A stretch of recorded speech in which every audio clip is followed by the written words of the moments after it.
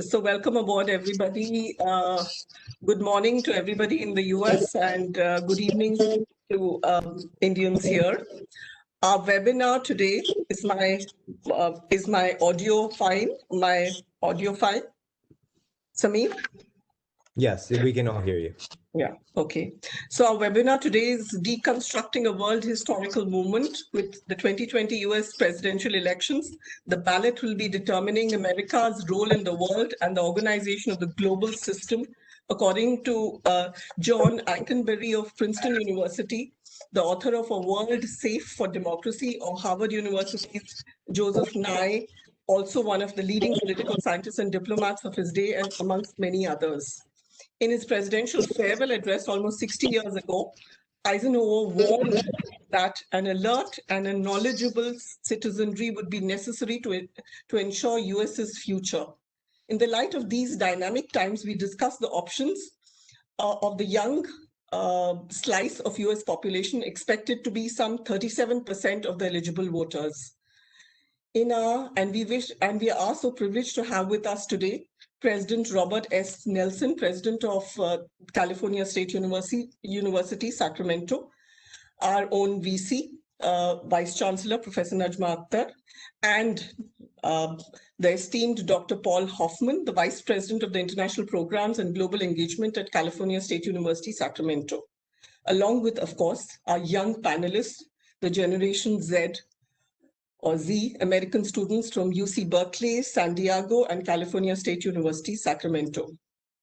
To introduce President Nelson, who's an American academic administrator currently serving as the 8th president of the California State University, Sacramento since 2015, July. A bachelor and master's degree in political science from Bingham Young University and a PhD from the University of Chicago. Dr. Nelson's specialization is varied in modern literature, modern philosophy, and modern political theory. He has in the past served as special advisor to the University of Texas, Systems Executive Vice Chancellor for Academic Affairs. He's also served as the 8th president of the University of Texas Pan American from January 2010 to August 2014. He began his career as a faculty member at the University of Texas at Dallas, going on to serve as a speaker of the faculty and chairing the University of Texas Faculty Advisory Council. He's a recipient of several awards and honors, one of which was the Chancellor's Council Award for Outstanding Teaching. He has many significant posts that he's held, amongst those of the Vice Provost, Associate Vice President for the Academic Affairs, and Professor of English at Texas A&M University, Corpus Christi. He's also an author of fiction in journals, which include Story Quarterly, Other Voices, Chanton Review, and Southwest Review. We are indeed privileged to have you, President Nelson. Next on our panel is our own Vice Chancellor, who's a renowned academic and administrator and of a university in India, which yesterday just completed 100 years. So in fact, a century of our existence. And she's the first lady to hold that post in these 100 years that we've had. Appointed in April 2019 for a 5-year term, Professor Najma has set many a target and achieved accolades, especially for innovations in educational governance in the last year and half of her tenure in Jamia Millia Islamia. Under her academic and executive leadership, the university has bagged the first position among all central universities in the country in a ranking of the Ministry of Education Government of India, with a score of 90% in respect to the key parameters fixed under an MOU in 2019-20 by the Government of India. Under her tenure, 4 new academic research departments in the university have begun and initiated, like the Department of Foreign Languages, Hospital Management, Environmental Sciences, amongst others. And one of her goals as the Vice Chancellor of Jamia is to establish a medical college at Jamia to ensure top healthcare for the people living in the Southeast District of Delhi, which is really something which is creditable. As a student she's been a student at Aligarh Muslim University, where she was a gold medalist and earned a National Science Talent Scholarship. She has a PhD in education from Kurukshetra University, besides being a recipient of the Commonwealth Fellowship to study University Administration at Warwick University in UK, and also trained at the Institute of European Environmental Policy in Paris. She has had 15 years of experience as working at the National Institute of Educational Planning and Administration, leading courses for senior officials from over 130 countries. She's established the first state-level management institute at Prayagraj and held many prestigious positions like the Controller of Examination, Director of Academic Programs at Aligarh Muslim University, and has been a consultant to international organizations like UNESCO, UNICEF, DANIDA, amongst many others. Leading teams of diverse cultural backgrounds, Professor Najma is an advocate for inclusivity in myriad ways, including gender equity. In her own words, my aim was not to break the glass ceiling, but I was definitely against the glass ceiling. So thank you, ma'am, for being here with us. Dr. Paul Haufman is the Vice President for the International Programs and Global Engagement at the California State University, Sacramento. He holds a BA degree from the Adrian College with an MA at the University of Toledo and another at San Jose State University. He has a PhD in higher education administration at Bowling Green State University. Haufman has been involved in international higher education throughout his career.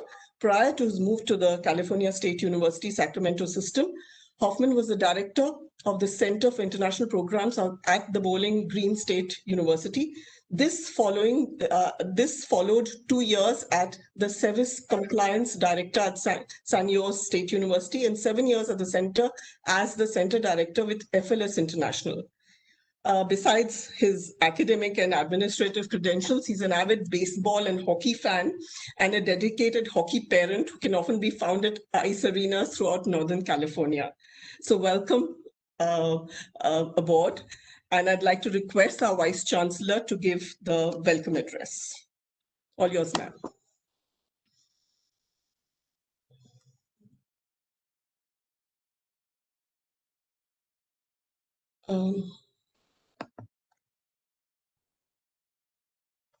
Young and old, it gives me great pleasure to welcome our respected guests, President Robert Nelson of California State University and Dr. Paul Haufman from the same university to this webinar on what's on stake for Gen Z Americans in 2020 US elections. To speak on this topic, they are young students from 3 US universities, and I take this opportunity to welcome them. For last so many weeks, discussions on US elections have been going on across the world, and India is no exception. My university, after several seminars among teachers, intellectuals, and students in various Indian universities, decided to reach out to the young university students in American universities to hear their concerns and their views about the forthcoming elections. The panelists today have an almost equal number of girls and boys, and the issues flagged will be wider, I hope. In a few days from today, the United States will vote in one of the most consequential and bitterly contested presidential election in this recent history. The top issues for the US voters, as we all know and we have been talking about it, is climate change, racial, gender, and ethnic inequalities, healthcare, economy and economic inequalities, abortion, Supreme Court appointments, and coronavirus outbreak, among so many other issues. There is an extraordinary consensus among historians, political scientists, diplomats, national security officials, and other experts that the stakes of US presidential elections between President Donald Trump and former Vice President Joe Biden on 3rd of November are crucial by any historical standards. The stakes are global, considering the central place the US today holds in the international system. So we are all very concerned about it, and going to be affected by it also. The electorate is deeply divided, and among partisan and racial lines, it has been divided, and the US is faced with severe economic disparities between the privileged and the underprivileged. That again makes another divide. On almost every issue that matters, there's a divide between Trump supporters and the coalition that stands by Biden. I'm keenly interested in the gender front also, where the polling indicates that 2020 will probably see the largest gender gap of any presidential election since the ratification of the 19th Amendment, which granted women the right to vote, and that was a century ago. The emergence of abortion was a major voting issue in the aftermath of the Supreme Court's decision and the clashes over the ratification of the Equal Rights Amendment. It is a crucial factor in the divergence in male and female attitudes towards the two parties and the outcome. Then there are so many other concerns. Post the death of Justice Ginsburg and others, and I'm sure our panel will be taking them up. This relates to virtually every issue on American minds. Having a panel and youngsters on the panel is always a pleasure, and they pick up and they touch so many other issues. The stakes of this election, as we all know, in American history are mammoth. As Georgetown University political scientist and former diplomat Charles Kupchan puts it, if Trump is re-elected, Americans and people around the world would no longer be able to say that the American electorate has made a mistake. Instead, it would be an affirmation that this is the direction Americans want to go. Unquote. The elections have come at a time when there is no military war going on, but US and the world is fighting the COVID-19. This has led to deep economic precocity, racial tensions, differences over healthcare, and many other issues which I'm sure our young speakers will be touching today. Among others, they are first time among this group which is sitting in this panel today. They are some of them are first-time voters who, before getting a voting chance, have been faced by a global pandemic which has severely affected their schooling, their work, sports, economy, and freedom. The Gen Z teens who have reached the voting age have seen two recessions till now, which may also influence their political leanings. No doubt, that difference between a second Trump term and the elections of Biden will have enormous consequences, especially for Washington's involvement in the world. The US and the world are looking for some semblance of normalcy. We all are looking for some semblance of normalcy. And it suffices to say that America's role in global world order is also on the ballot. Today's webinar is going to touch on crucial concerns that entails great consequences to the world cultural, political, social, and economic reality. I congratulate Professor Bulbul James of Jamia Millia Islamia, my university in New Delhi, and Dr. Paul Haufman, California State University, for taking these important issues for discussion. I also congratulate and welcome the President Robert Nelson to be here in spite of his very busy schedule, and I welcome him again. I am also thankful that the US student coordinator, Samir Kazim, he has made it possible to invite and bring together the students from University of Berkeley, the UC Berkeley, San Diego State University, and California State University to make this program possible. Thank you, Samir. All students are welcome, and I look forward to hear from our wonderful speakers. And I'll now request Professor Paul Haufman to kindly take over as moderator and start the discussion. I think there's also a situation of where the panelists are going to be. We have the inaugural address by President Robert Nelson. Okay. So I'd request President Nelson to give his inaugural address. So are you on board?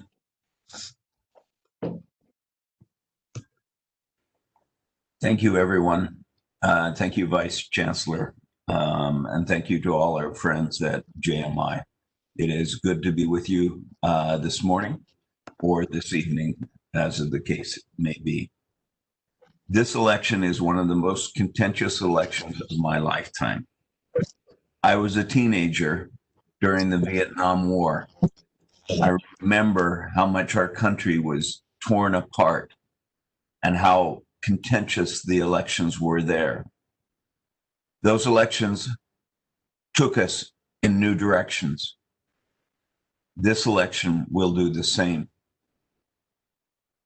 I look at my campus and I see the fear and I see the anxiety about what the future is going to be.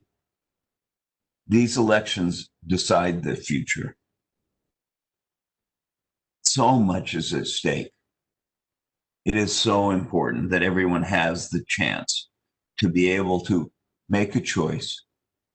And as the Vice Chancellor said, decide whether or not we're going to go in a Trump direction or whether or not we're going to go in a Biden direction. They are diametrically opposed. On my campus, I see fear, stress around climate change, immigration policies, COVID-19 pandemic, inequity, civil unrest, the killing of young Black men by police. These are not normal times in the United States, and we will not accept them as normal times at all. I think about my students' safety. I think about whether or not they will be deported if they are undocumented. What about our immigration policies? Will America continue to accept everyone? That will be decided in this election. The threat to our students, especially to our undocumented students, the threat of climate change, the threat of inequity and poverty are at stake in this election. A lot of people have asked, where does America go from here? Can we heal? Or are we headed towards increasing violence? Unfortunately, I do not know. The election will decide that. I personally believe if Biden wins, we will go in a direction that will take us towards peace, that will help solve climate change.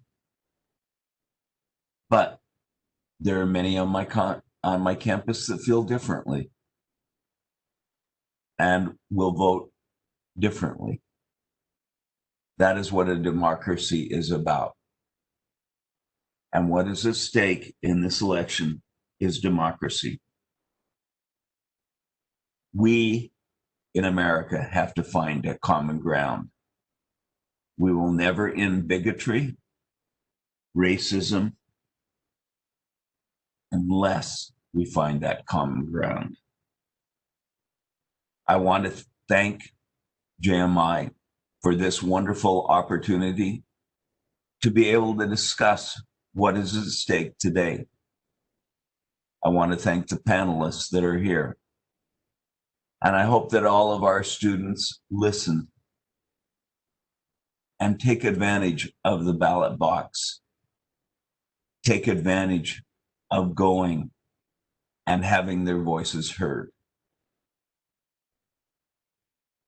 We got past Vietnam. We can bring peace to our cities in America now. We can make sure that we have international friends like we have with JMI who will help us bring peace to this world. Our students are our future, and their votes will determine our future. Thank you.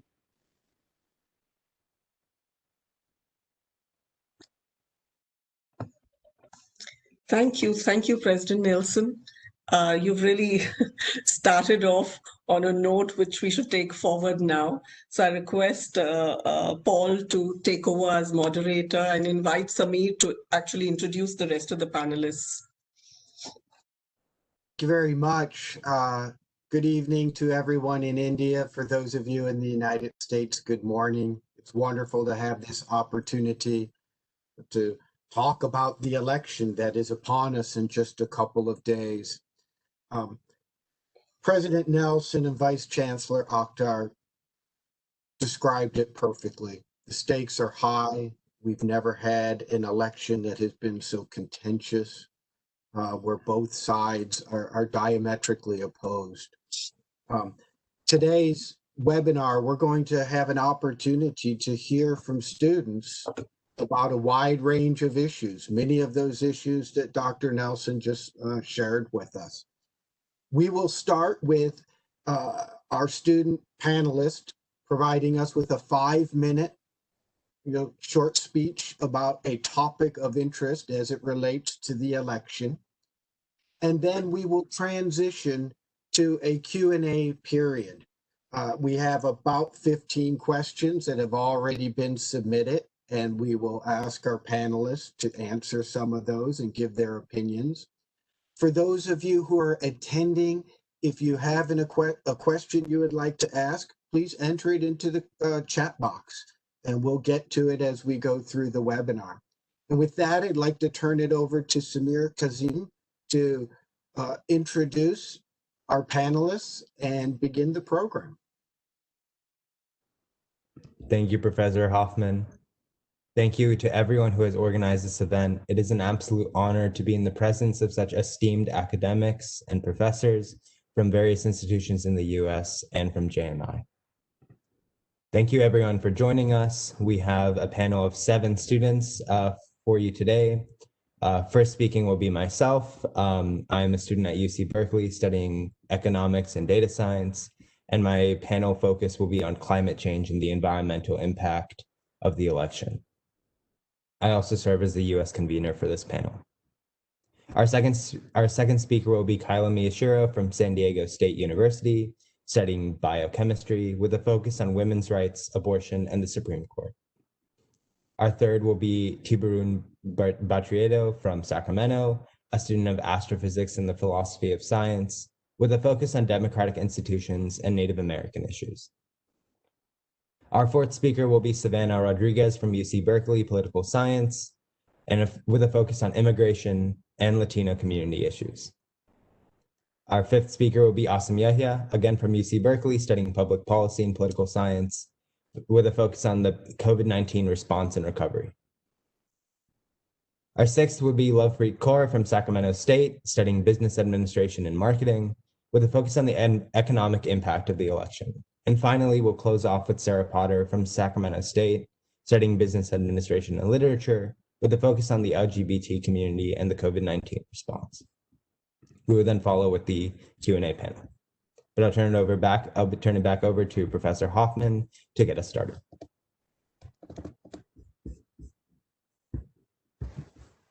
Thank you, Samir. And with that, I would like to welcome Samir to give his comments on the environment, climate change, and how we may be able to address those moving forward. Okay. See, climate change has been described as the most important issue facing not only California, not the United States, but humanity as a whole from its entire tenure on Earth. However, the United States is a very special case when it comes to policy, because that's mainly due to the fact that the American view on climate change depends on which of our two political parties you asked. Unlike the citizens of other powerful nations like Germany, the United Kingdom, or India, around half of the US population, 50%, and subsequently half of its elected officials, actively deny the existence of climate change. The majority of these come from the Republican Party of Donald Trump, as opposed to the Democratic Party under Joe Biden. Generally, the US is the only country where the climate has become a partisan issue. The nations I mentioned earlier, like Germany and Britain, all have conservative governments, but have signed on to pollution limitations agreements and other environmental protection programs. So climate denial doesn't stem from a rightward lean, no. It's a uniquely American phenomenon. Now, this is especially disheartening considering that the United States contributes to over 15% of greenhouse gas emissions in the world. I'm sure you could see why the outcome of the election has a drastic effect on our environmental future, not just the US, but the world as a whole. So first, we'll recall the history of climate denial in the United States, then move to compare the candidates on the issue, and then finally conclude with the examining of the perspective of the young American voter in this momentous election. So let's get started. See, climate denial wasn't always the case. Most American politicians, including those from the Republican Party, recognized the threat of climate change up until 2010. In fact, the Republican conservative candidate for president, John McCain, in 2008, was a climate policy advocate. And one of the major things he discussed was how climate change disproportionately harms immigrant, Black and Latino, and poorer communities through the higher pollution and deterioration concentrated in their neighborhoods. But from this point forward, it becomes harder and harder for we Americans to relate the Republican Party of 2008 to the Republican Party of 2020, because it went directly from reform to denial. The problem gets worse when it comes to Donald Trump's Republican Party. Trump pulled the United States out of the Paris Climate Accord almost 3 years ago, and has only done harm ever since. And this manifests itself in a lot of ways, but to name a few, I mean, leasing public property to oil and gas companies, to loosening restrictions on automobile manufacturers to actually limit their emissions, and 3, weakening the Environmental Policy Act and other legislation that used to mandate pollutant energy companies to submit environmental impact reports, but these are not required to be approved by scientific panels anymore. Donald Trump has always justified this by saying that environmental deregulation is necessary to protect the jobs of displaced workers, such as those in the coal, oil, and gas industries. And a lot of his political support is based in these communities that relied on jobs which promoted non-renewable energy production. However, studies indicate that these policies rarely help them out or allow the workers to regain their jobs. See, it's mostly just rhetoric. Now, on the other side of the ballot, we have Joe Biden of the Democratic Party. Now, while he has claimed that he believes in climate science, which, I mean, quite sadly places him in higher regard to a lot of elected officials, no matter how sad that is, it's generally agreed upon that he has a mixed and often troubling history of environmental policy. Often, Joe Biden has gone through time periods of climate advocacy, but has always followed that up with periods of complete inaction. For example, when Joe Biden was in the Senate, he often agreed to combat climate change. However, when he was vice president, he only took very minimal steps towards renewable energy. In fact, Joe Biden recently has prided himself on supporting environmentally destructive policies like fracking, which threaten ecosystems' abilities to survive and poison low-income communities' water supplies. This is what places them in a place of criticism and doubt among the minds of a lot of new voters, such as myself. In fact, the majority of young American voters supported Biden's primary opponent, Bernie Sanders, because he offered a much more serious climate reform policy. Now, there's a serious contrast with Bernie Sanders here, who has been endorsed by every climate activism organization, like Sunrise Movement, Zero Hour Coalition, Conservation Coalition, because Bernie's plan would invest $16 trillion into non-renewable energy over the next 10 years. But Joe Biden's plan doesn't even invest 1/8 of that. In other words, the Biden campaign might have the right intention, but it certainly doesn't have the right level of commitment. So finally, let's move on to the perspective of young voters like me. This election was the first that I will ever vote for as an American citizen. Every election year we hear about from our friends, our colleagues, and the media say that this election is one where we will have to decide between a choice of lesser evils. Honestly, there isn't one election I can recall to which this standard wasn't applied. It's become a norm within our political system. And as I sat at home and filled out my ballot a few days ago, the first ballot that I would ever cast as a full-fledged American citizen, I realized a very, very important thing. The American people have become complacent in a system that does not even try to meet their needs. 86% of Democrats support a comprehensive overhaul of our climate and energy policy. Yet our party doesn't even offer us a candidate that delivers on their commitments. This happened in the last election, and the one before that, and the one before that. That is not representation. That is not democracy. So that's the perspective of the young American voter, with an electorate that doesn't listen and a party that doesn't represent. It's one of frustration and discontent, and one that threatens the neoliberal structure of the Democratic Party in favor of a more progressive and dramatic change. And perhaps that's what's necessary. Perhaps that's how we will find our representation. Perhaps that's how we will find our democracy. Thank you. Thank you, Samir. That was wonderful. Climate change and the environment will be a topic that we'll revisit later. Next, I'd like to have Kyla Miyashiro speak to us about women's rights, abortion, and the Supreme Court. Kyla? Thank you, Professor Haufman. So this election is the first election I was ever able to vote in. I realized, like I and so many of my fellow voters, had to compromise many of our values and beliefs when deciding which candidate would be the best to shape our nation. However, I also realized I was forced to choose between the lesser of two evils, as Samir stated before.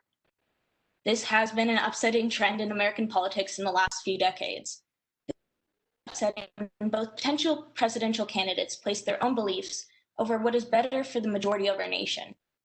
This directly leads into the divisive issue of the right to abortion without excessive government regulation.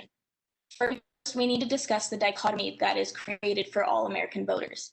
Donald Trump has appointed a new Supreme Court Justice, Amy Coney Barrett, which pushes the Supreme Court justices towards a stronger conservative majority. With this new balance in the Supreme Court, the civil protections surrounding women's rights are now in danger, mainly surrounding the Supreme Court case of Roe v. Wade. Roe v. Wade is a Supreme Court case that was established in 1973 and legalized women's choice to get an abortion without excessive government restriction. As Trump has appointed a new Supreme Court justice to represent the Republican Party's anti-abortion interests, this allows for the vote to be pushed farther in favor of a more conservative majority, should Roe v. Wade be challenged in court once again. I push forth a new Supreme Court justice to take the place of the late Ruth Bader Ginsburg. Trump is effectively ensuring that most Supreme Court cases in the past, present, and future will be swayed for the conservative majority vote. With this new development, Donald Trump endangers the protection of women's rights for decades to come. The second end to this dichotomy focuses on Joe Biden's often contradictory view on abortion. The main issue with his policies on abortion are centralized around the Hyde Amendment. The Hyde Amendment was brought forth in 1976 and blocked federal funding for any abortion through the use of Medicaid, which is an assistance program for low-income individuals to help cover some of their medical expenses. So not only does the Hyde Amendment work to take away federal funding for abortion, but it also is specifically targeted individuals who are already facing challenges related to poverty and lack of financial resources. Now, Joe Biden has continually reversed his beliefs on abortion policies and what they should look like in the American setting. He spent the majority of his political career in strong support of the Hyde Amendment, but it wasn't until the first Democratic primary debate that he switched his opinion on the topic. But after receiving severe backlash from many of his Democratic Party supporters. If Biden is able to switch his view so flippantly on an issue that drastically affects the rights of over half the nation's population, what is keeping him from disregarding his beliefs once again and supporting the Hyde Amendment? It's extremely hard for me to place my support in a candidate who has such blatant disregards for the rights of every single woman in the United States. The issue leads to another in which it targets populations that are already disproportionately at a disadvantage. Nearly 15 million women depend on Medicaid for assistance in medical expenses in the United States. If Biden were to place his support in the Hyde Amendment, should he get elected, countless women would lose assistance to something that's so vital to their livelihood. Both the candidates' ultimate goals on abortion lead to a lose-lose situation for women. If Donald Trump were to get reelected for this upcoming term, the decision to overturn Roe v. Wade could lead to detrimental effects on the American public. More conservative leading states would instantly implement bills with the intention of banning abortion completely from their state, as Alabama had attempted in the year prior. The only thing that was previously keeping those states from fully allowing their anti-abortion ideals to come to fruition was the protection created by Roe v. Wade. We can look to the Hyde Amendment, which is specifically targeting individuals of lower incomes. Even more so, it also facilitates systematic oppression due to the fact that Black and Hispanic women make up the majority of the women reliant on Medicaid. Joe Biden's support on and implementation on the Hyde Amendment would therefore force women who wish to seek out safe abortion practices to give up their choice given their socioeconomic status. This creates a vicious cycle where women must choose between giving up the right to abortion completely or seek out dangerous and often desperate methods of abortion. I'd like to close by stating abortion overall is a topic that needs to remain on the forefront of political discussions. This year alone has brought on new challenges and ultimately culminated in the US population allowing the topic of abortion and women's rights to be overshadowed.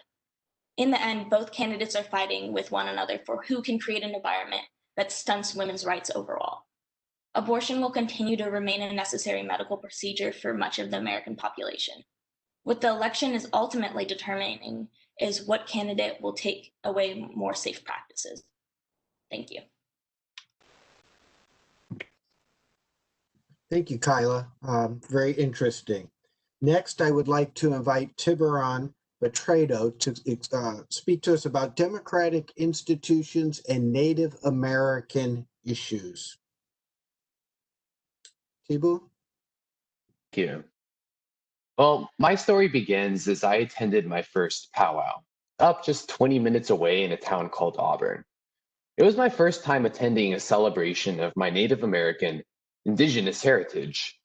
And raised in a relatively secular household, this was one of my first cultural experiences I encountered. While the dancers performed, the drums beat, my family watched, I didn't feel included. My ethnic background is a mix, mainly indigenous and Latino. I've never felt represented, whether it be in government or in support groups in my community. I know I'm not alone though, because the Brookings Institution predicts the USA will be a minority white by 2045. It is not that people like me don't exist, we just aren't heard. In fact, the COVID crisis has exacerbated the suppression of voices, tearing at our democracy, building on pre-existing issues. Next week's election showcases two candidates fighting to determine the future of the United States, but it also represents the implementation of democracy. Today, I'm going to discuss the functionality of democracy. COVID has affected one of the most basic functions of a democratic society, voting. And in a country where turnout, according to Pew Research, lags behind most developed countries at around 56%, our leadership will reflect an even smaller political minority. The French municipal elections in March saw abstention climb almost 20 points since 2014, reflective of political crisis and fear. But a low turnout isn't the only prediction to be made. In the German state of Bavaria, for example, the March municipal elections saw an increase of turnout by around 3.5 points compared to 2014 due to an increased use of postal ballots. At the risk of making too broad of an analysis, we should fear the threat that this pandemic poses to the fabric of democracy, but acknowledge there might be ways to minimize such a threat, and mail-in voting is such an attempt.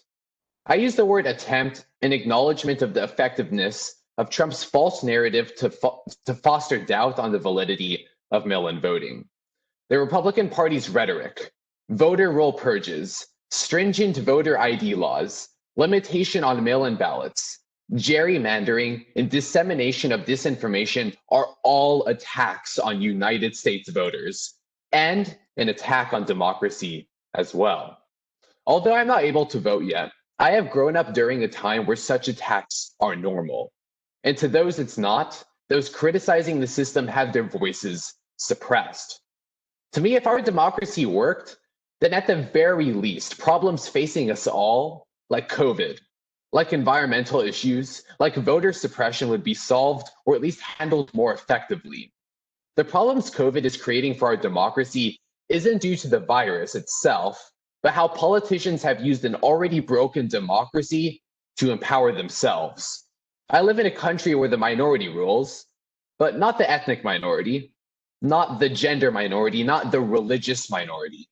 The privileged economic minority does. With 8 of the 9 Supreme Court justices being millionaires, according to USA Today, the interests of our leaders are not the people, but the party, the donors, the money. It makes sense that Supreme Court justices like Amy Coney Barrett side with corporations over people 76% of the time if she holds no accountability to the people. Even our supposedly elected officials are victims of US-style capitalism, doing anything to maintain their privilege. A society that values money more than people reflects that in political division, in economic division, and even in social division. The story of systemic oppression and genocide of my ancestors is a historical testimony to the power of racism. But in a democracy supposedly created to protect minorities, we see it privileging the already privileged. US democracy is better described as US plutocracy. So to say that we want to bring about the future, we need change where it's most fundamental, and that's in our political economy. Thank you. Thank you very much, Tibu. That was wonderful. Touched on a number of issues that we are definitely going to revisit in the Q&A portion. So thank you very much. Next, I'd like to invite Sahvannah Rodriguez. Sahvannah will be speaking to us about the Latino community concerns as well as immigration. Sahvannah, please. Thank you for being here. So many of the other panelists have spoken about many different concerns, and I think something that's really important to bring up is how the Latino community and other communities of color are often at the forefront of many of these concerns and these impacts, and are disproportionately affected by things like climate change, the COVID-19 pandemic, voting suppression, even women's rights. And they're really intersectional issues that my community is usually at the forefront of in many ways. And so in the United States, over 16% of the population are Latino identifying, and about 4 million of those, and constantly on the rise, are undocumented, which is essentially covered or not covered by DACA designation in the United States. And so in this year, like many years in the past, this election cycle has focused on immigration issues and issues that pertain predominantly with the Latinx community.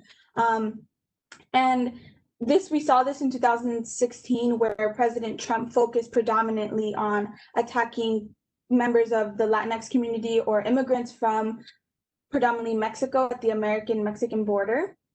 And there were many stereotypes that were placed on the community that have now been adopted and very closely aligned with the Republican Party by sharing things such as they're rapists, they're drug dealers, and they're coming here and they're making the United States a very terrible place.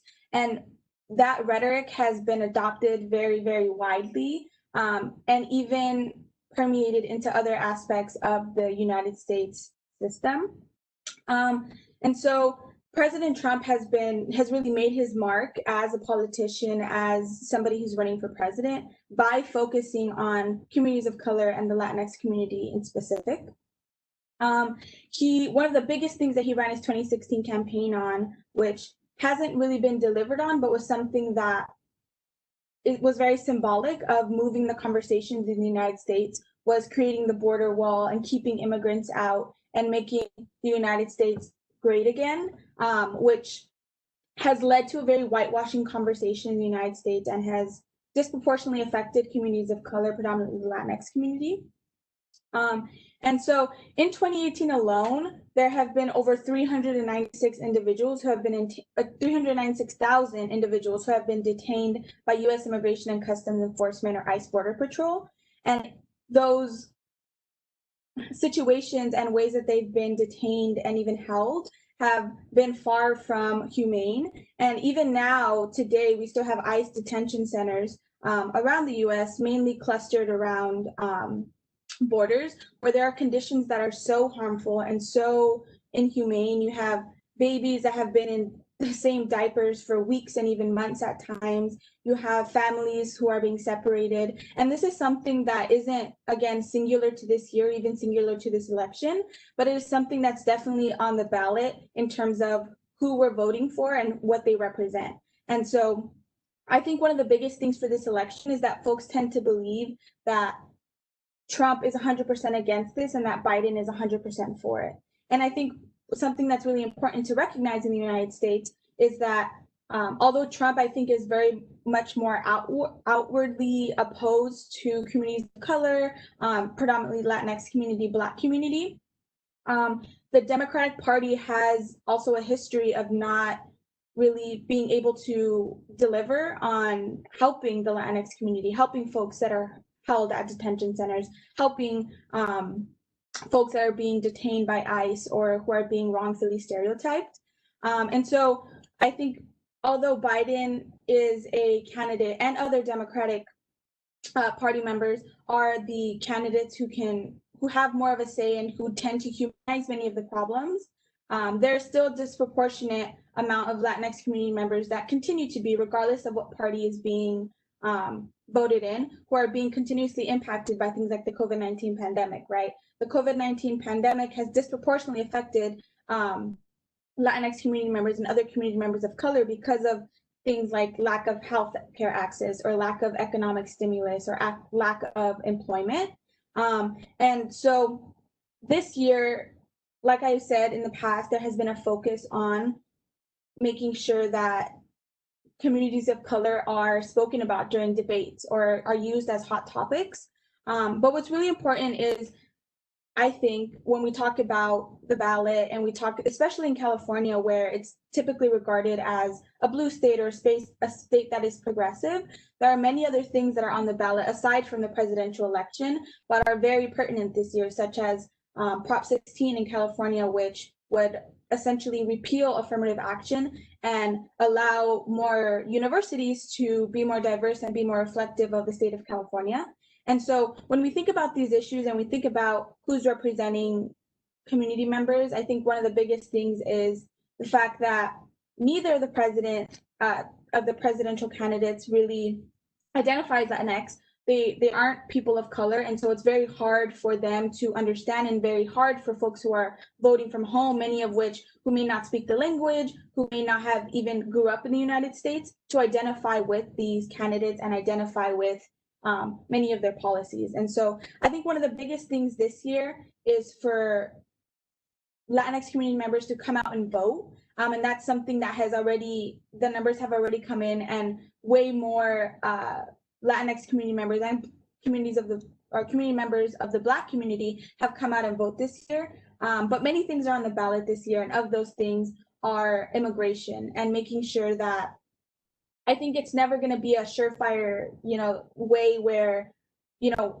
something as far as like ICE being, eradicated, or 100% humane treatment of detainees, or of stereotypes, right? But I think something that is very important, and I think that the Democratic Party has continuously delivered on, is humanizing those issues and recognizing that that is a very large population of the United States, and there are real families that are being targeted, and real families that are being treated in ways that are inhumane by policies and by folks who sit in representative offices that don't necessarily look like or come from similar backgrounds as Latinos. And so it's very important for us this year to be getting out the vote, and to making sure that we all understand how important not only this election cycle is, every election cycle, but predominantly this one, because like I think Samir mentioned, and others, this is the first presidential election that I will be voting in.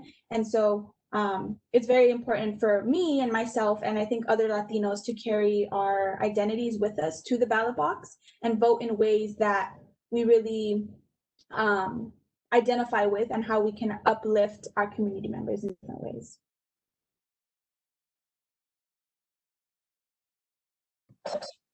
Thank you, Sahvannah. Thank you very much. I have a follow-up for you during the Q&A that I think is very interesting. Moving on, we have Asim Yahya. Asim will be speaking to us about the pandemic, COVID-19, the response and recovery. Asim. Good evening, everybody. First of all, I want to thank the organizers for their efforts, and JMI as well. I also want to thank them for extending a invitation for me to be able to come speak a little bit about the 2020 election and the pandemic as well. I think it's a great conversation to have, a great international conversation to have as well. So for those of you who don't closely maybe follow American media, a lot of folks are dubbing this election as the most consequential election of our lifetime. And I think that statement is rather subjective, because it really depends on the individual and the issues that are important to them. But for reference, in the last 50 years, the highest turnout for a presidential election was 61% in the 2008 election between John McCain and Barack Obama. And this year, a lot of experts are saying that we will easily exceed that amount. We may even approach 70%, which would be absolutely unprecedented for American democracy, at least in modern American politics, in the modern American political landscape. And I think that's a testament to how consequential this election truly is. And I'm not trying to be dramatic when I say that this election is really a matter of life and death. Not only a matter of life and death, but also an election that has international and domestic implications. This year's election is truly going to be defined by COVID-19 in many ways. So with that, I think it's best that maybe we take a step back and we look at our two candidates that we have.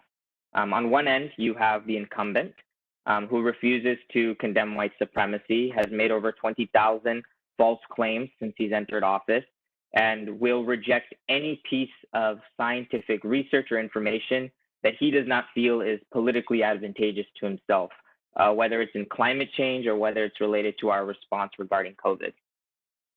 On the other end, you have a career politician who has spent 47 years in Washington, D.C., has consistently flip-flopped on issues, but does believe in science, and that is something we can most definitely work with. So that really leaves us with a very simple question: who is the best candidate to lead us out of COVID-19? And I think the answer is pretty clear here. Now, I want to make just a few more remarks. I think that believing in science is an incredibly low threshold to have for somebody that you want to elect to the American presidency. But that belief is going to be incredibly significant in our ability to fight COVID-19 in the next few months and years. For those of you who follow global trends, you probably know that now in the US, we've had over 200,000 deaths because of COVID. That is one of, if not the worst response by a developed democracy in the world. And that is precisely why we need a leader who believes in science more than ever right now. We need a leader who is willing to implement universal masks, mandate social distancing, slowly and cautiously open up our economies, and most importantly, provide independent health agencies with the autonomy that they need to decide when a vaccine or a treatment is truly ready and should be distributed. But this election is not just about electing someone who believes in science. It is also about electing someone who will actively reject isolationism and isolationist policies. And the reason I bring that up is because we need to be able to foster international collaboration and actively share info about how to fight this pandemic. We need to be able to build an actual global network where we can collectively, fully, and quickly eradicate COVID-19. Our current American leadership represents a threat to our health and also a threat to our survival. And I believe that the easiest way to fight such divisive and reckless leadership is to vote and is to be civically engaged. And from India to the US, it's really our generation that unfortunately will be handed some of the most difficult problems to face humanity, but fortunately will also have the privilege of having the tools to be able to at least try to fix them. That is not a responsibility I take lightly, and I would venture to say that many of the people who are listening or on this panel feel the same way and don't take that responsibility lightly as well. At the end of the day, I truly believe the most powerful political tool we have is ourselves. So with that, I'm excited to have a deeper conversation about COVID-19, answer any questions you might all have, and speak honestly and candidly about the 2020 election. Thanks, everybody. Thank you, Asim. I agree with you that this election is really framed in the context of COVID-19. This is the biggest issue facing the country, in my opinion, and I believe all other issues are attached to it in some one way or another. So we'll definitely spend some time on that. Next, I would like to invite Lovepreet Kaur. Lovepreet will talk to us about the economy. Lovepreet. Thank you, Mr. Paul. I would start this question by saying, like, every 4 years, the citizens of the United States of America cast their vote for whom they think should lead our country. What might not be so obvious is how important of a role the economy plays in deciding which party will come out on top. Not everyone is affected by a candidate's education policy because not everyone has children. Not everyone is well versed enough about foreign policy to connect with candidates' stance on immigration or conflicts in the Middle East. However, all citizens care about their money, the stability of the financial markets, where they invest their money, and the security of their jobs. All of these concerns are directly linked to the economy. But what impact would all this have on the US economy? The first thing to realize is that economic impact of a Joe Biden presidency would depend to a consideration degree on whether the Democrats also succeed in retaining control of the House of Representatives and winning a majority in the Senate on November 3rd. A Democratic sweep of Congress and the presidency would enable a much more comprehensive suite of Biden's policies to be enacted than if the Republicans retain a blocking position in either the House or the Senate.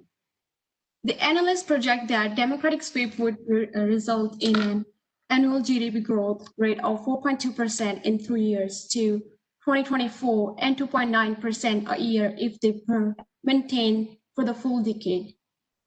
That would be stronger performance than recent decades and better than what the same analysts expect as a result of Donald Trump's proposed policies and also the baseline scenarios from current policy.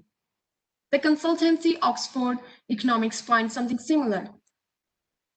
Simulations in our global economic model finds that the Bidenomics could lift GDP by 2% points to over 5% per year on year by the end of 2021, while a Trump presidency could constrain growth to less than 2%.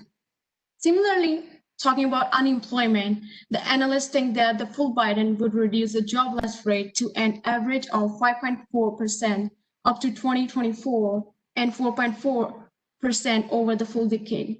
This too would be better than what they expect if the Trump's policies were enacted or the current policy baseline. Interestingly, despite Biden's plan to increase corporate taxes, the analyst also shows a higher annual growth in the corporate profits under his plan than under Donald Trump's plans, as the economy and the company's revenues grow faster. Both candidates have different impacts on the economy. For example, the Trump win could therefore help companies keep their profits strong, their workers employed, and their shareholders happy, all of which would be good for economy.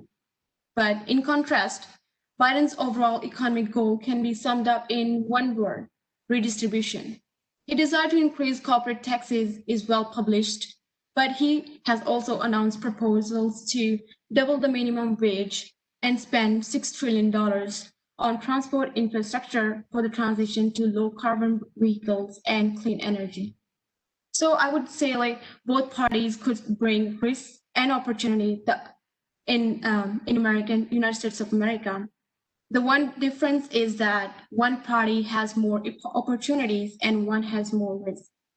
So I would conclude this question by saying only time can tell what future holds for us and the economy. Thank you, Lovepreet. Thank you very much. Our final speaker today is Sarah Potter, and Sarah will be focusing on LGBTQ community issues, as well as the response to COVID-19. Sarah? Thank you, Dr. Haufman. Thank you very much. As is said by many psychology experts in the world, and this applies, I think, to human behavior as well, the most useful tool for predicting future action is relevant past behavior. Let's apply this to the Trump administration to see what exactly they would do moving forward when we're considering LGBTQ community issues. The Trump administration has exhibited a disturbing trend of regression in civil rights across the board, whether it's in regard to race, immigration status, socioeconomic standing, but especially for the LGBTQ. There are many hard-won civil rights that have been gained by the LGBTQ in the late 20th century, early 21st century that are slowly being stripped away by this administration. Their ability to adopt children has been limited. Their protections against discrimination in the workforce have been limited. Their ability to pursue careers in the military have been limited. All things that we have fought so hard to achieve. We have just exited the don't ask, don't tell era in America, and now the Trump administration is trying to revert us back to that exact same mindset. I think the most chilling piece of evidence foreshadowing what this administration would try to do if elected again is exhibited in the dissenting opinion authored by Justice Thomas on the Davis v. Ermold case. And I would like to read to you a few excerpts from this opinion, which instead of discussing the case at hand, he uses as an attack piece on the Obergefell v. Hodges case, which is the 2016 Supreme Court case that gave federal right to same-sex marriage. He says in this dissenting opinion that the court went on to suggest that beliefs espoused are a bigoted worldview in regards to traditional marriage, that describing the view of marriage dictated by religious beliefs of many is imposing stigma and injury on gays and lesbians.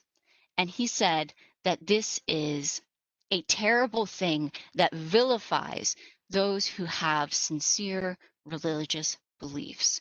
He goes on to say that the Obergefell decision is one of the most dangerous that America has had, and that it opens up a door for attacks on religious people. He then paints Davis as a victim And if you don't recall, Davis was a court clerk who refused to sign marriage licenses for same-sex couples in 2016 after the decision was made by the Supreme Court. He calls Davis one of the first victims of the court's cavalier treatment of religion. And I think the most important quote, and the last I will take from this opinion before I say what I'm actually getting at here, is that when Davis chose to follow her faith and without any statutory protection of her religious beliefs, she was sued almost immediately for violating the constitutional rights of same-sex couples. What Justice Thomas is doing here is twisting reality. He is creating a fantasy narrative that does not exist in the US. He is trying to paint the picture that Christians and other sincere religious belief holders in the US are an oppressed minority that are being attacked by some other group, that they are being victimized large scale, and that someone is going to come into their places of worship and force them to do things against their beliefs. This is outrageous. The US is a majority Christian nation, always has been, and it has always sided with religion, really, in the courts.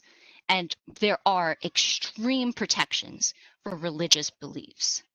The reason that Davis lost her case is because there was no violation of her religious beliefs. She was working in a court of law, and there is a separation of church and state in this nation that is integral to our democracy. She was a public servant upholding the law in a court of the US, and she, on her own personal beliefs, was making a decision on who is protected and who is not. She was making a distinction on her own of who has a right to be protected under the law, and that is not allowed. And that is not an affront upon her religion. That was a violation of the rights of those same-sex couples. Obergefell is not an attack on religion. Obergefell is a equalization of rights in the US. What I truly want to say here is the Trump administration has made it a habit to distort reality, and they do this so much so that we have accepted that as a legitimate political tactic in the last 4 years, to the point where oftentimes we do not even call out blatant examples anymore because we're tired. We're tired of having to point out ludicrosies. And Justice Thomas is taking an example from President Trump here. And it is a blatant example of what they will continue to do moving forward, which is moving us backwards in the area of civil rights, especially in our LGBTQ communities. And this goes beyond a presidential ballot. This goes to the core of we cannot allow distortions of reality in our political hemisphere. We cannot allow alternative facts. The truth is the truth. Facts are facts. Science is science. And if we continue to be complacent to contradictions to those statements, we will see a regression of this nation that will benefit no one but the already powerful. Thank you.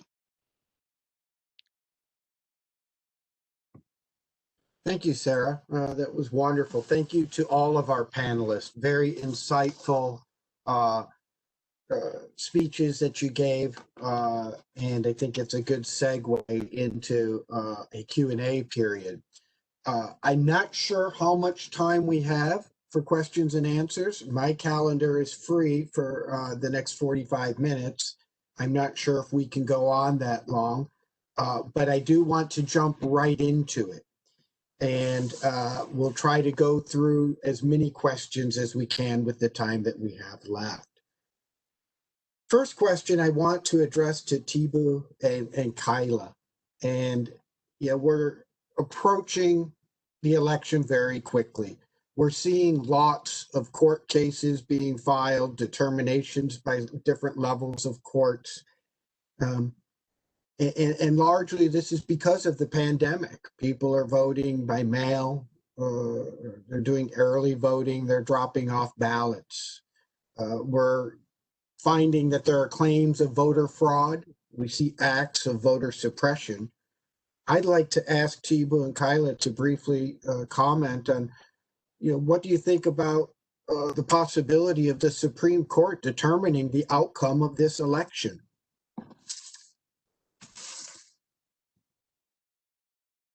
I think ultimately it comes down to how wide a margin Biden is predicted to have.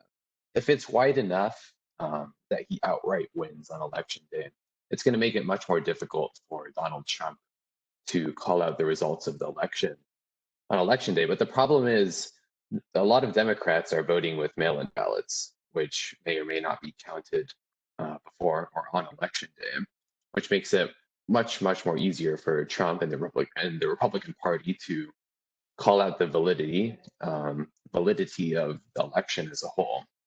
But I think either way, Trump has created an environment where he is going to call out the results of the election. In fact, he's doing it right now, months and weeks before the election.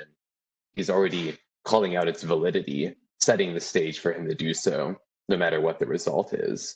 So I think ultimately there's a very high likelihood it's going to go to the Supreme Court. And in that case, historical precedent, and also looking into the conservative bias of the courts, especially with Amy Barrett involved, it's most likely that Trump is going to be advantaged when it does go to the Supreme Court, not just due to the 6-3 majority of conservatives, but also due to the precedent. Like Senator Sheldon Whitehouse released a report that for all of the split decisions, 8 split decisions under Roberts, the court has sided with conservatives 100% of the time, and that really sets the precedent. And I think just going off of that, it's it's kind of a tough decision for American voters to make because, like as we stated before, and as Tibu stated, with having Amy Barrett become like a new Supreme Court justice, it's hard to decide like if the Supreme Court justices are going to basically fill their fundamental role in their job and choose without making a decision based on how our parties have been so divided in our political system. So it's, as voters, we want to believe that they're going to make the best decision for the majority of what Americans vote for or what the majority of Americans want, but that's not always going to be the case. So all we can really do is hope, but I don't know, kind of what Tibu is saying, it's hard to have that same hopeful attitude given past precedent on the same issues. Thank you. Wonderful answer. I guess I would just add to that, Tibu's comment about the margin. Everyone, I encourage you to get out and vote. That's a key message that we can walk away with. I'd like to address the next question to both Asim and Sarah, and it has to do with COVID-19. And I'll set the stage for this a little bit. We're approaching 230,000 deaths in the United States. And yet yesterday there was an article that talked about Taiwan that has gone 200 consecutive days without one case of internal transmission within Taiwan. Couple part question here. Number one, do you think most Americans are taking COVID too lightly, or are they just not fearing the virus as they should? And then number two, what could a leader do, a president, to get Americans to take the virus more seriously? Asim, why don't we begin with you? Sure. I think the answer to this is actually incredibly simple, and it's just about setting the right norms. In some sense, in the American society, it's almost been set that you don't have to wear a mask, that you don't have to social distance, that you don't have to worry because COVID won't get you, which, as we know, both statistically and many of us from anecdotal instances know that's not true. And it's just about setting the right norms from the top down. In California, we have a governor who is all about setting norms and making the right practices. He has press conferences in which he wears a mask. He mandates social distancing among his employees. I mean, he went on television and got a what do you call it? A flu shot. So it's all about setting norms at the end of the day. And then when we look at the national level, we have a leader who doesn't set the right norms. And that's essentially what we need our leaders to do. We have a leader who's having rallies with tens of thousands of people, albeit that they are outdoors, but still, who is refusing to wear masks and who has not only gotten COVID themselves, but has also spread it to many of their peers, both at the White House and their family. So I think norm setting is probably the best place to look in terms of tackling this question. And we don't have good norms within our society right now with regards to COVID-19.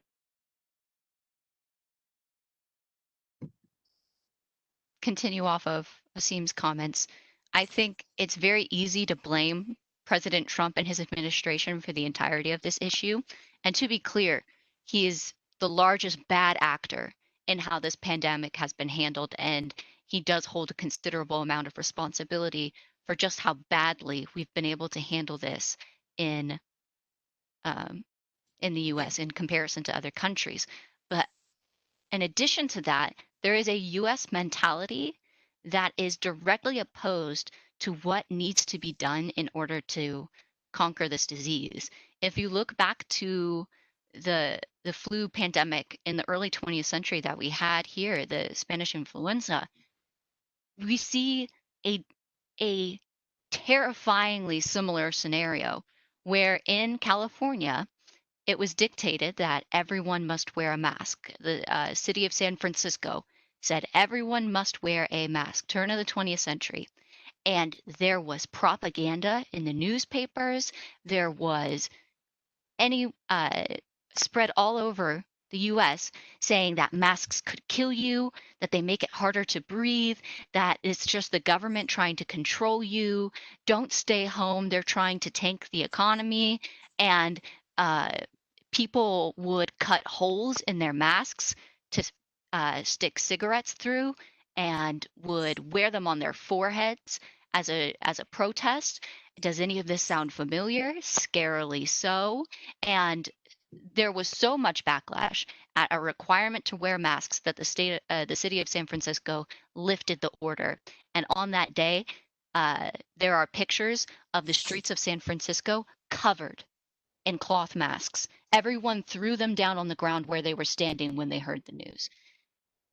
And this shows to me, 100 years later, the US people doing the exact same things, that this goes beyond Trump, this goes beyond science denial, which absolutely has been occurring in his administration in regards to this disease. And this goes into the mentality of US citizens that somehow we are above reproach and we are above control from our government, even if it would save lives. We should not be required to be dictated to do anything. And I think there's an element of selfishness to that needs to be addressed, and that people need a wake-up call about exactly how dangerous this disease is and what their obligation as a member of the human race to their fellow humans. Thank you. Thank you. The next question is for Sahvannah. The next couple questions came in last night. Sahvannah, this is specifically looking at the Latino community. And the question is the Latino community in the United States a homogeneous or heterogeneous entity? Is it a melting pot or a salad bowl? That's the first part. Then the question goes on to ask, how will it affect Latino voting in the November 3rd election? Are there any generational variations? So please let me know if you need me to repeat any part of that. Yeah, thank you for that question. I think one of the first things to address is that the Latinx community is by no means homogenous. There are, I mean, Latin America is huge, and I think one of the biggest problems, and I think you see it on national television, you see it in, you know, Hollywood representation, is this misconception that all Latinos are Mexican, or that all of them cross the border at the US-Mexican border by foot, that all of them come to the United States for fun or because they want to just cause havoc. And the Latinx community is so diverse. There are Black Latinos, Afro Latinx individuals. There are individuals from Central America, many of which came to seek asylum during these past few years, during Trump's presidency, wherein they were seeking asylum, they're refugee seekers, and they were turned away at the border. And national television was very left-leaning news anchors, very left-leaning news coverage was even, they were using anti-Latinx sentiment, sentiments that said, you know, they're lazy. Why are they coming to the United States if they have problems? Why aren't they just fixing where they come from? Many were coming from El Salvador, where there are many gangs that are just wreaking havoc along the country, right? And so many were coming as asylum seekers. And I think one of the biggest and probably one of the most dangerous is to assume that all Latinos are Mexican or that it's a salad bowl, right? Because I think that it is a melting pot. There are so many different reasons why immigrants come to the United States. And that doesn't just go for the Latinx community, it goes for so many other community members and so many other immigrants. But I think speaking predominantly on the Latino community, and especially because we share a border with Mexico, it is something that is so diverse, and there are so many different reasons. And I also, many of the immigrants that come to the United States, and I think one of the biggest arguments that I think all you have to do is turn on the news really at this point, and you'll hear they're taking our jobs. Many of the protests, that's what you read on signs, right? They're coming here, they're taking our jobs, they're taking our money. And I think if you look at the jobs that Latinos are doing, if you look at the labor that they're doing, if you look at how they're contributing to our economy, first and foremost, they're contributing in essential ways. Many work in fields, many are actually brought here by the United States, by officials of the United States to work in fields, to be essential workers, right? When just, you know, California has been on fire, was on fire for many, many, many, many weeks. And parts of California are still on fire and are the working conditions for essential workers. Many are immigrants from Latin American countries that are working in the fields in the Central Valley and along parts of California and the United States have been continued. There still is a high demand for their essential work. And I think that is something that is often overlooked by United States, is often overlooked by politicians, especially right-leaning politicians, Republicans, Trump, right, for the sake of this conversation. And so, yeah, that's can kind of help answer the first part. I don't know what the second part of the question was.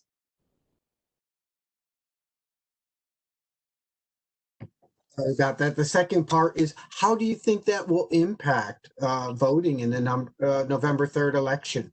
And do you see any generational differences? Yeah, I think it's very, there's two sides to it. I think one side is the obvious side, voter suppression, right? Where many communities of color, Latinos, have been told that their vote doesn't matter, that this is not their America, that their single vote will not change anything. And I think that has been the narrative for many, many years. And that has been something that's generationally, as a Latina, has been talked about in my community, in my family, in different aspects of my life, that this country and my vote is very minimal. And I think that luckily, and that's the twofold part of this, is that that perspective, I think, is now starting to change. And I think we're seeing that in voter turnout. We're seeing that in different coverage of different issues that predominantly affect Latinx community members. You're seeing more Latinx community members, Latinos attending universities, getting more educated, taking more spots of representation.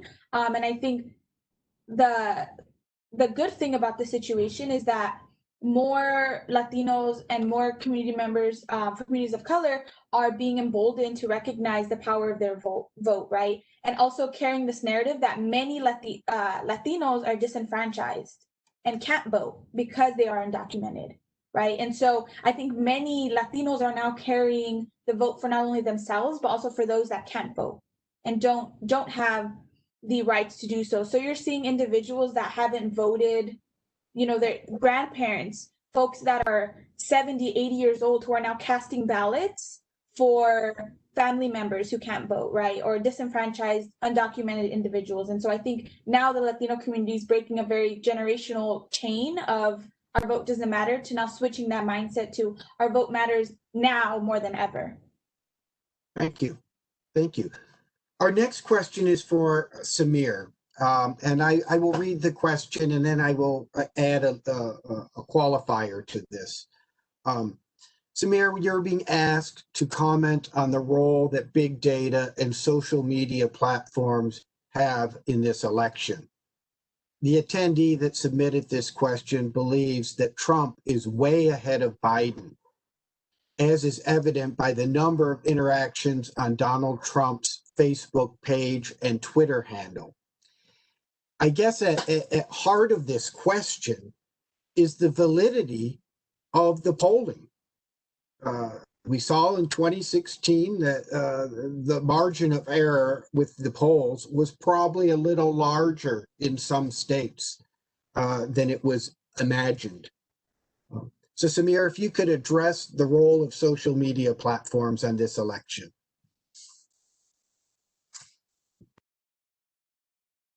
The most important thing to recognize with how social media works in terms of big data is that social media algorithms, at least in the United States, are focused on only providing you the content that which it thinks you agree with.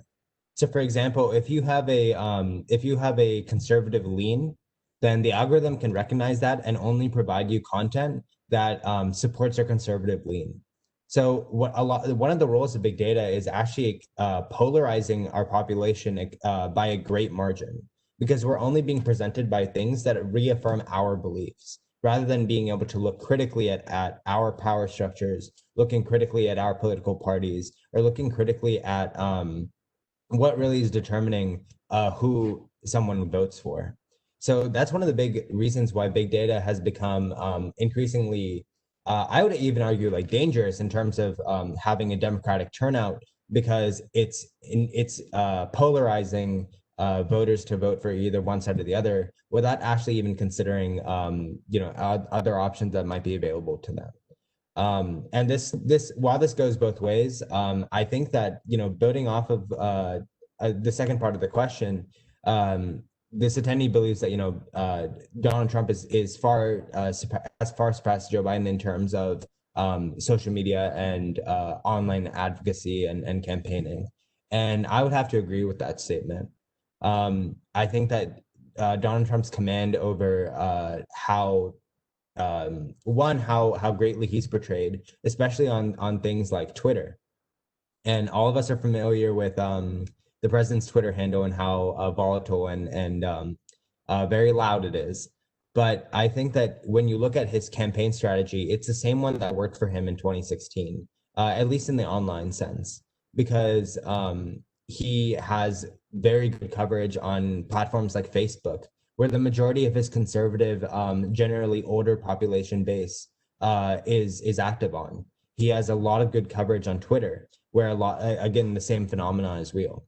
When you compare it to Democratic challengers like Hillary Clinton or Joe Biden, they're running very traditional campaigns with very traditional like outreach on social media and things like that. The strategies that work for in-person campaigning, when you're going to cities and you're attending rallies and you're getting people together in that way, that doesn't work exactly on online, because online voters have a much shorter attention span, and you're very much competing for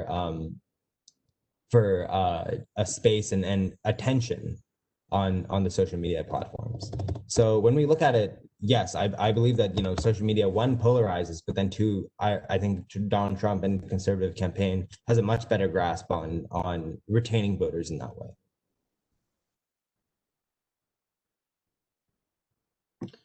Thank you. Certainly the ground game that the GOP is incorporating is largely online. It's extremely sophisticated. I have a quick follow-up for you related to that, and it's with the CEOs of these big tech companies. Why do you think they have been so silent in addressing Donald Trump using their platforms and, you know, to really sow the seeds of divisiveness? I think it's important to recognize that tech platforms thrive on divisiveness because a lot of, like I mentioned earlier, tech platforms are designed, the algorithms for these platforms are designed to polarize you and to only give you content that you're in agreement with. So when, you know, they can say that Donald Trump is divisive and these CEOs can come out and say, you know, Donald Trump is bad for XYZ reasons, you know, they can say that all they want. But at the end of the day, their motive is profit, and their motive is making sure that people are using their platforms. So I think that what's important to recognize is that, you know, while they might say all this rhetoric, their motive is just to get increased viewership. And when Donald Trump is advocating and Donald Trump is campaigning online, it's that only increases the viewership and use of a lot of these social media platforms. So I think that what we need to see is that the tech CEOs, while they say in theory that they're, you know, against a division and things like that, they're the ones profiting off of it, and they have no reason to stop their interests there. I would tend to agree with you on that. Sarah, would you like to chime in on this quickly? Yes, I would. Just quickly, I know that the question originally was doubting the validity of the polls and referenced the 2016 polls as evidence of that. There was a study recently done on those 2016 polls that showed Hillary Clinton was so far ahead, trying to identify why they were so drastically wrong. And it turned out that the pollers tried to eliminate bodies of people that they didn't think would vote, and they underpolled in lower educated white males. So they weren't polling white males under a certain level of education because it is assumed, based on historical statistics, that those individuals don't typically vote. And so apparently that demographic fits very neatly into Trump's base. And so they came out en masse to vote for Trump. And they corrected that in the polls that they've been doing in 2020. And they're predicting that in comparison to the 2016 polls, the 2020 polls are highly more accurate. I just wanted to point that out in case people are doubting these polling results based off of the 2016 polls. There were identifiable issues in their scientific method that have been corrected in 2020. Yes, I would also just add that I think the art of polling has become very complicated in the world we live in.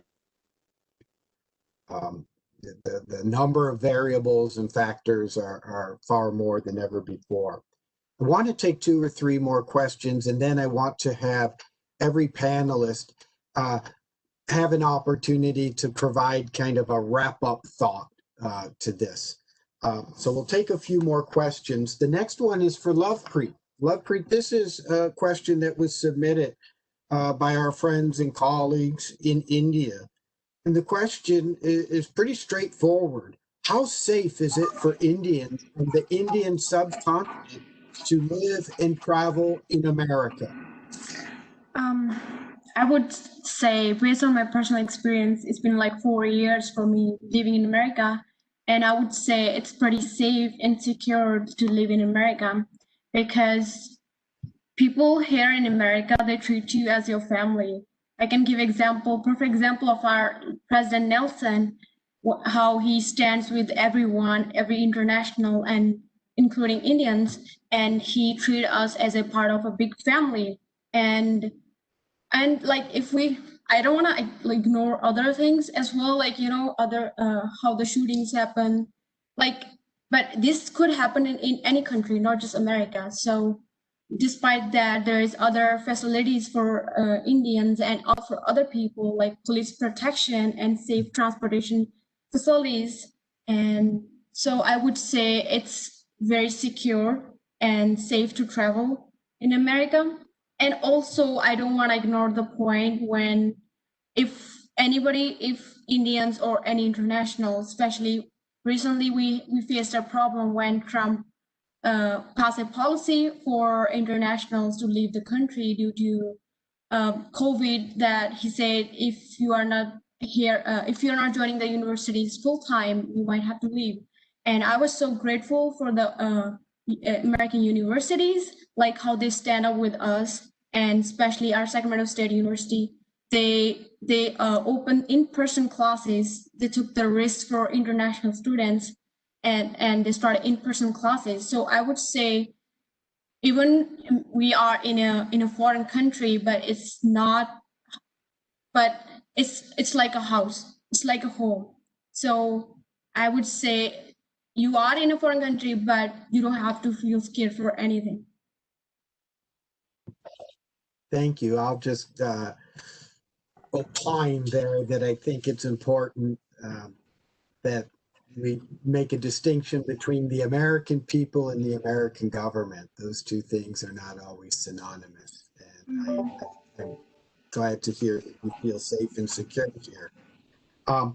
This next issue we haven't touched on too much, but I think I'd like a couple of you to comment. Tibu, I'll start with you. This past summer has demonstrated how far America still has to go in regards to race relations. Names like George Floyd, Breonna Taylor, and others have become synonymous with institutionalized racism. How does America go about the healing process, and what role does this upcoming election play in that process?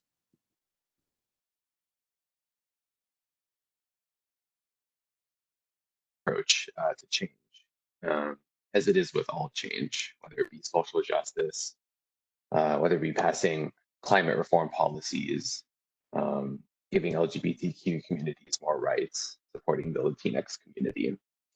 But in specifically regards to race relations within America, it's a two-sided approach. One, there's a social side, and two, there's an economic side. Let me start off with the economic side, because fundamentally, a lot of these Black, African-American communities, minority communities, indigenous communities all across the United States suffer from a lack of not just representation in government, but as a result, poor education, poor standards of living, lack of access to healthcare, all of which end up not just hurting families, but the opportunities of these children to go out and succeed, participate in America, grow, and be well off, not just economically, but at a health level as well. So the very first thing we need to do in supporting these minority communities across the United States is to give them the opportunity to succeed in the first place. And that means giving them access to healthcare, giving them access to higher level education, propping up public education, and raising the overall standard of living for minorities. And it's in my belief that we go about that through various programs like Medicare for All, passing the Green New Deal, which stops climate change, which disproportionately impacts minority communities, making higher education free to everyone, so that there is not even the opportunity for these minorities or for lower income people to be discriminated against in the first place. That's the first aspect to change for these communities. The second aspect, I think, is the more social side. And that's how you as a person decide to interact and how you foster different mindsets and attitudes within your community. Because while, yes, the government can pass a lot of economic and policy reform, a lot of racism is rooted in the mindsets of individuals. And that's not necessarily something the government can change quickly. And so it takes communities coming together, voices to be heard, education teaching open mindsets for people to be able to become more accepting of diversity and to start to empathize with experiences, with the beliefs and the values of people different from them. And so social justice always has these two sides, and I don't believe they're mutually exclusive. They can happen together, and in fact, it's most powerful when they happen together. And that's how I believe change is going to happen in America, specifically in regards to racial issues. Thank you. Thank you. We're coming up of the hour in about 10 minutes.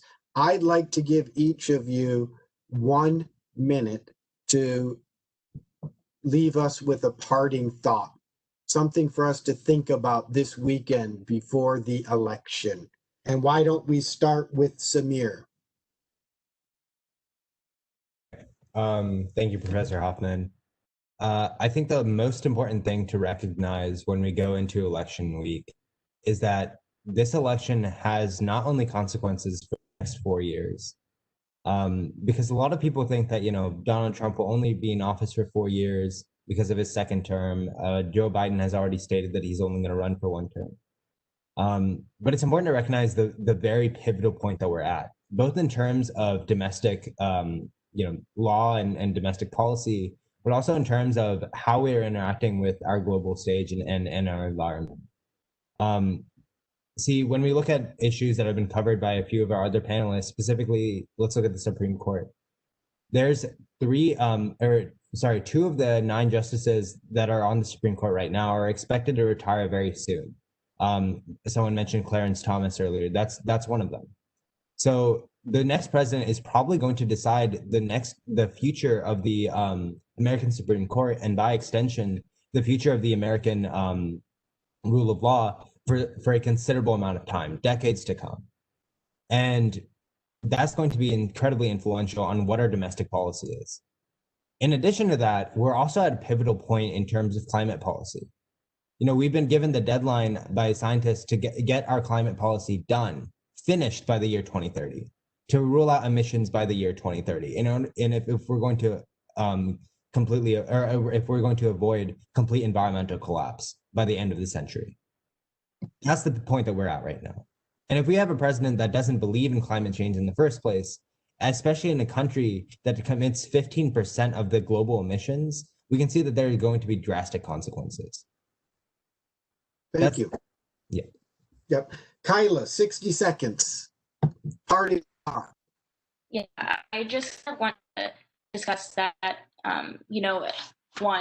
first urge people to vote because, especially with the bipartisanship of our political structure, it's especially hard to, determine what these immediate effects of, who we choose to be our next president is, or even thereafter, as Samira said, because, we are at a pivotal point in our democracy where what we decide to choose our next president, it's going to have effects that just last for decades to come.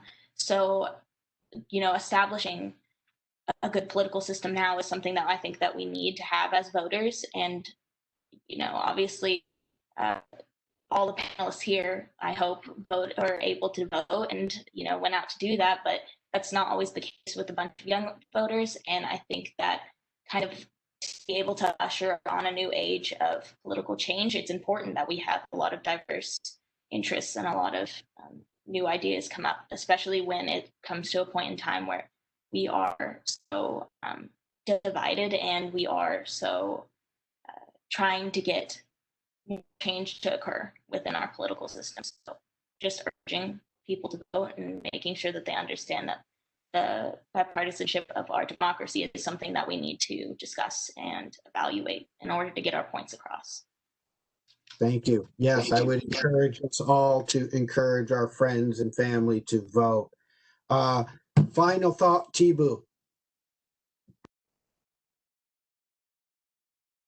Going back to what Samir was asking in regards to social media, it's a great testimony to how our economy is built. It's not built around people. It's not built around protecting values. It's not built around openness. It's built around profit. And I believe if we want any sort of substantial change in America, we need change in two main ways. We need political change, we need economic change. Political change means getting rid of money in politics. Right now, money has more voice than people. In a democracy, people need to have their voices heard. So to have any sort of fundamental change, we need to get rid of money in politics, raise the voices of people. But second of all, we need change within our economy, because right now, US capitalism has created a system that's not only corrupted our democracy, corrupted democracies all across the world, but has corrupted corporations in themselves. So we need to create an economy that's less focused on profit, and create an economy that's focused on our communities as well.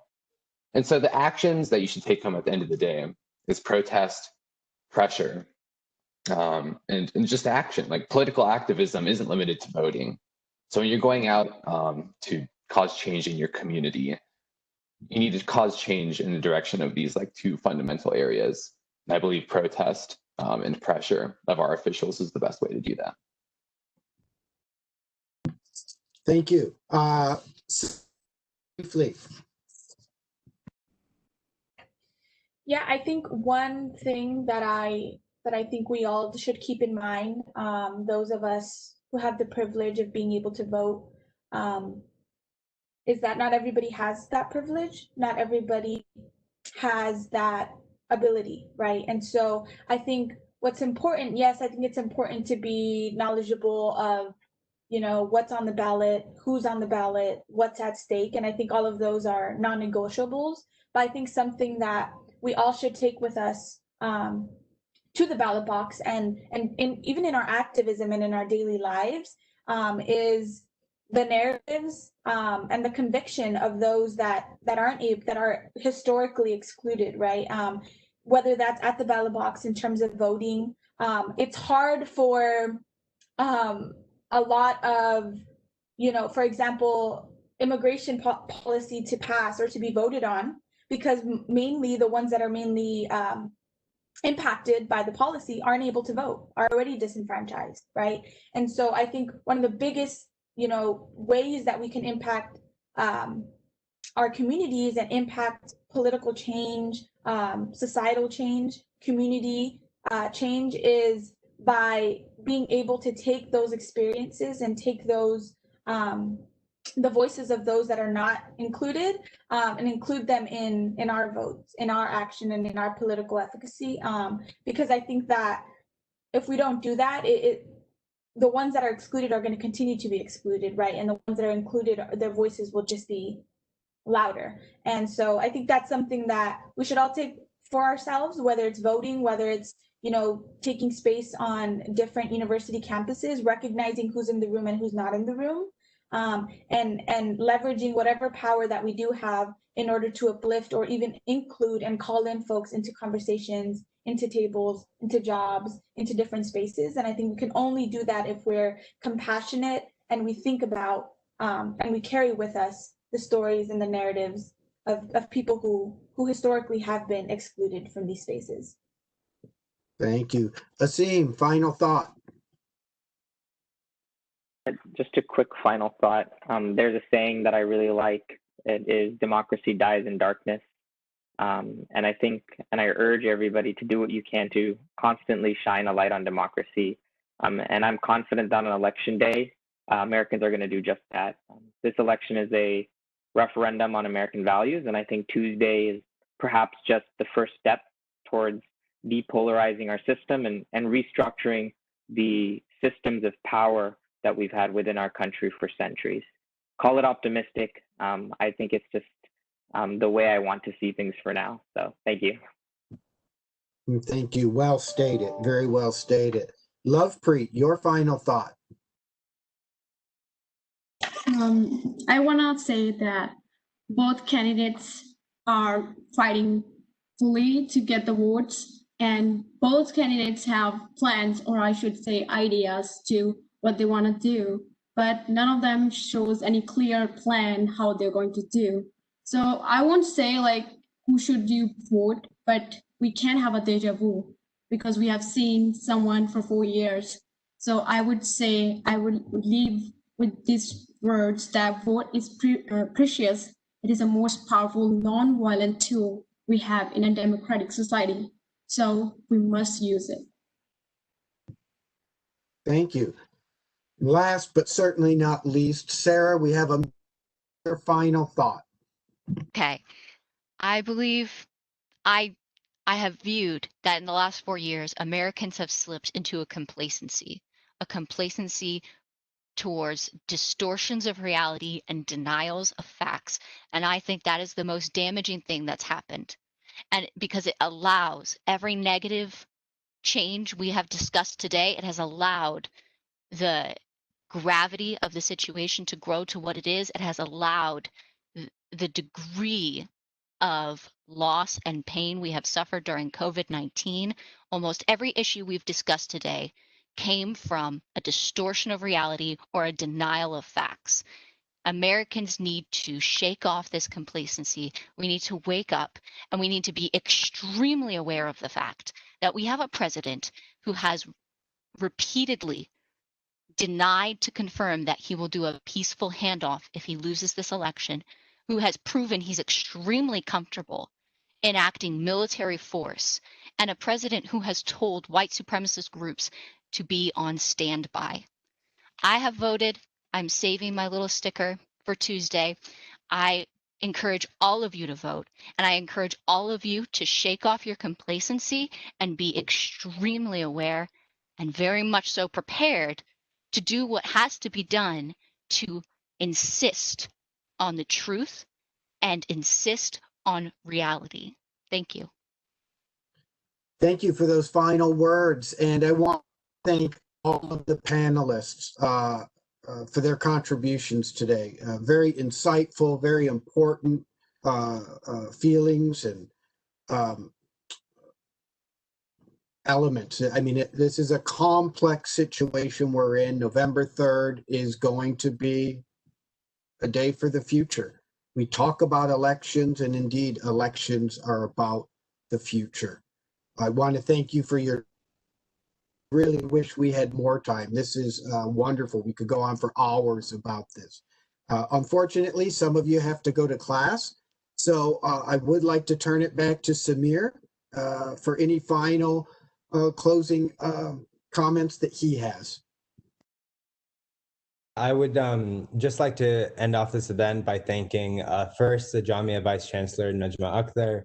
Your reputation in advancing the achievements of not only JMI, but all academics, especially those who are women, and those achievements stand very, very tall.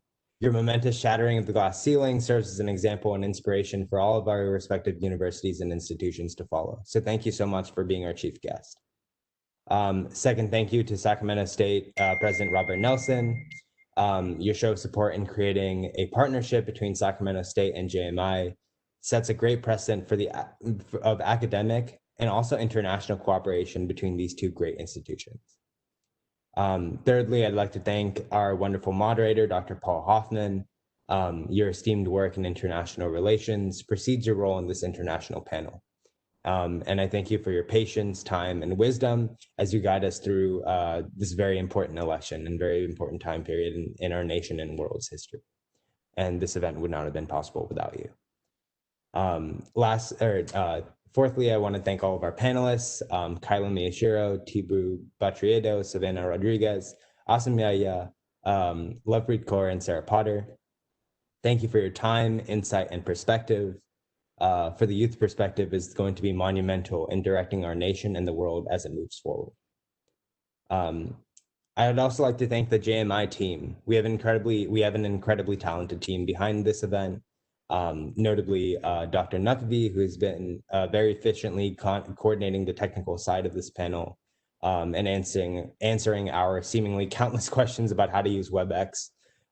It's been incredibly helpful. I'd also like to thank Professor Murgesh Ranjan.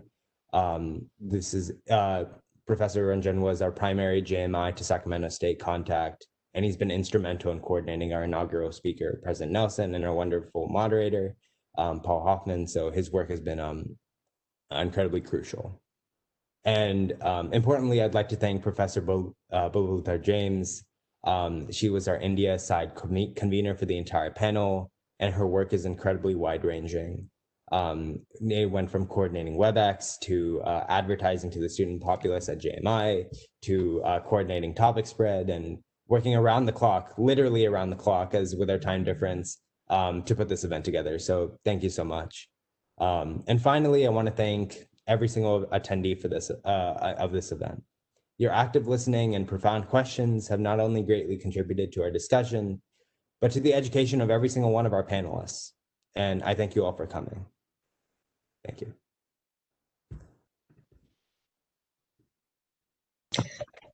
And I'd like to thank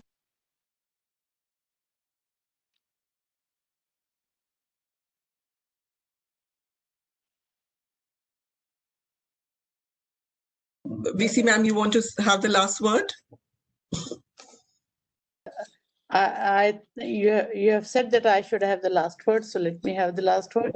And I want to thank President Nelson for being with us. This is the third or fourth time that we have been together, and I have also, he has been very kind that whenever we had time to go to his office, he was always there, and we are waiting for him in my office now in India. And Professor Dr. Paul Haufman, thank you very much for you just sailed through the whole thing and finished in time. And it was so pleasant to hear you. I thank all the panelists, all of them, each one of them. I don't have to name you, but Kyla, Samir, Lovepreet, Sarah, Sahvannah, and Tibu, and Asim. Each one of you were very vocal, very open, and I wish, and this will put on the YouTube with all your consent, the consent of all of you, and so that everybody who missed this today is going to see it forever and ever, people, because this is, in this age of online teaching, such discussions are part of the teaching. Thank you very much, and have a good morning again, and good night to Indian groups. Thank you very much.